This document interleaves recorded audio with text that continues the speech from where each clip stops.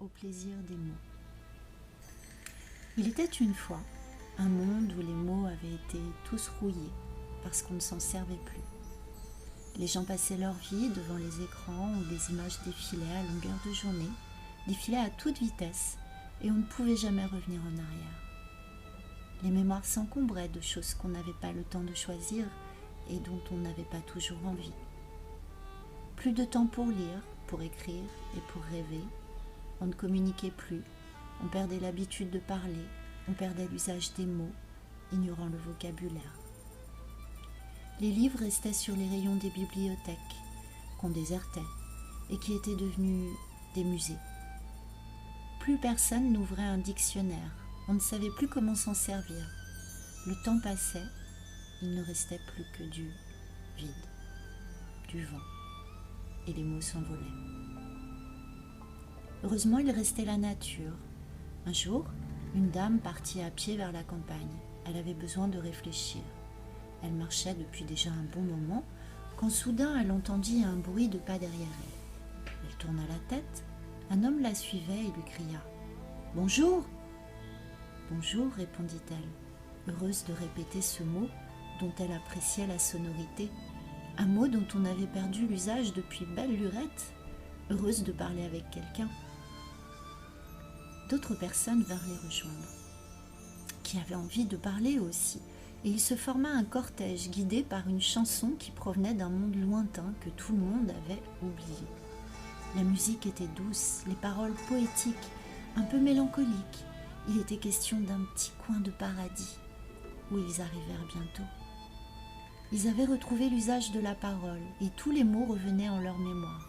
Ils comprenaient ce que le langage de tous les jours peut avoir de merveilleux, que la véritable aventure, c'est celle des mots, et que la force des mots, c'est d'abord leur beauté sonore. Ils comprenaient que les mots peuvent recréer la couleur et l'odeur des jours vécus, et qu'ils ont aussi le pouvoir de faire résonner le monde dans chaque syllabe. Les mots leur procuraient un plaisir doux avec leur sonorité rare. Les plus désuets étaient les plus agréables à entendre, et ils éprouvaient beaucoup de bonheur à les répéter, à les scander. Ils trouvaient les fleurs d'autant plus belles qu'elles avaient de jolis noms, des vraies gourmandises phonétiques, un plaisir pour la bouche qui les prononce. Ils retrouvaient les mots venus de l'enfance, dont ils restituaient la tendresse, des mots qui faisaient surgir des personnages. Ils redécouvraient leur sens et chaque mot faisait naître en eux une foule de sensations fortes, de sentiments du même ordre, des idées généreuses, tout un monde de fantaisie dont ils ne soupçonnaient même plus l'existence. Il y avait des mots doux, comme un parfum, des mots sages, des mots fous, des mots poèmes, des mots chansons, des mots vénérés, des mots mystérieux, et tous avaient un sens.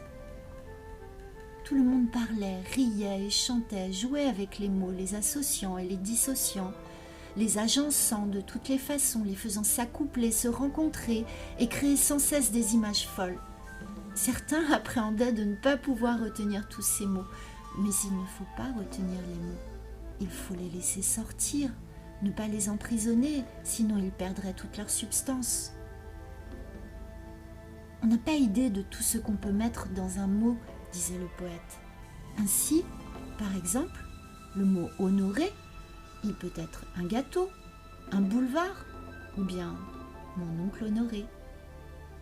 Tout le monde avait oublié le vieux monde, où le langage s'était égaré, où tous les mots avaient disparu, privés de leur sens. Il ne fallait plus que cela recommence, les mots devaient retrouver leur signification essentielle. Tiens, essentiel, voilà un joli mot, fit remarquer le poète. Il contient le ciel, il est plein de doubles lettres, il peut se mettre au masculin et au féminin. Il contient essence, essentiel. J'aurais envie de m'appeler comme ça. Essentiel, ce n'est pas un nom, répondit une vieille grammaire un peu aigrie, pas encore adaptée au nouveau monde qui venait de surgir. Ça dépend, dit une grand-mère qui, elle, au contraire, avait l'esprit ouvert malgré son grand âge. Finalement, le poète, qui n'était pas contrariant, mais tenait à ses idées, finit par trancher. Alors ce sera essent ciel. On décida de baptiser ce nom, Et ce fut une belle cérémonie, où arrivèrent les fées, les muses, les poètes et poétesses du monde entier. Et tout le monde chantait « Je suis essentiel, essentiel, essentiel, si, elle,